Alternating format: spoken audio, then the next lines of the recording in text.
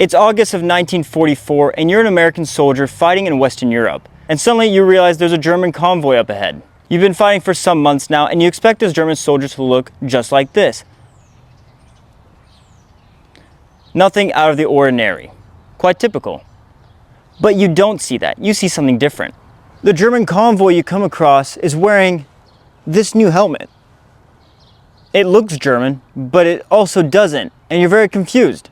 You finish off the convoy and you take a closer look at these helmets and you realize it's completely different. Did you attack a different army? Were these even Germans? They're wearing the correct insignia. What gives? Now, luckily, that never happened. That's just a story I made up.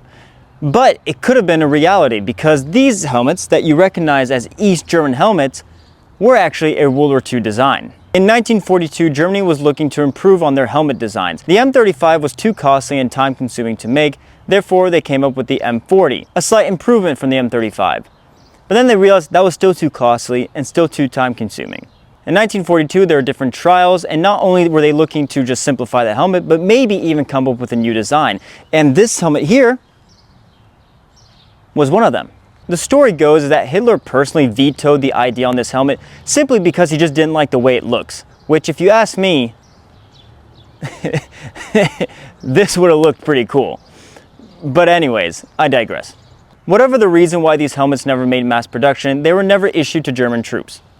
And after this helmet idea was pretty much scrapped, it just stayed in the archives, soon to be forgotten. After World War II, when Germany lost, spoiler alert, the Soviets refused that the East German military would have any sort of World War II German equipment. That includes the helmets as well. So of course East Germany had to come up with a new design. West Germany was still issuing the World War II style helmet, which was another reason why East Germany couldn't use them because they would look too alike as their enemy. And rather than just copy the Soviet SSH style helmet, the East Germans decided to be unique, as a German usually is.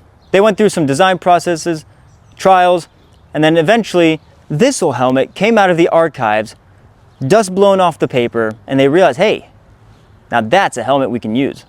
And thus from 1956 all the way to the late 1980s when East Germany fell, this helmet was used with minor modifications throughout the years. East Germany wasn't the only country to use this helmet. North Vietnam used them as well. We can see a lot of photos with anti-aircraft and artillery crew members, as well as different African rebellion groups or resistant fighters. And even after East Germany fell, a lot of countries still use these helmets because plenty of them were around, such as the Bosnians during the Yugoslav wars, and there's even been some very minor photographic evidence of this helmet being used as of 2 years ago in the Russo-Ukrainian war. So although this helmet never saw use during World War II, it definitely would have been interesting, and the collector's market for these would be through the roof because I can only imagine how rare these would be. I'll do one more turnaround so you can get a good look of this uniform with the helmet, and then you go enjoy your day.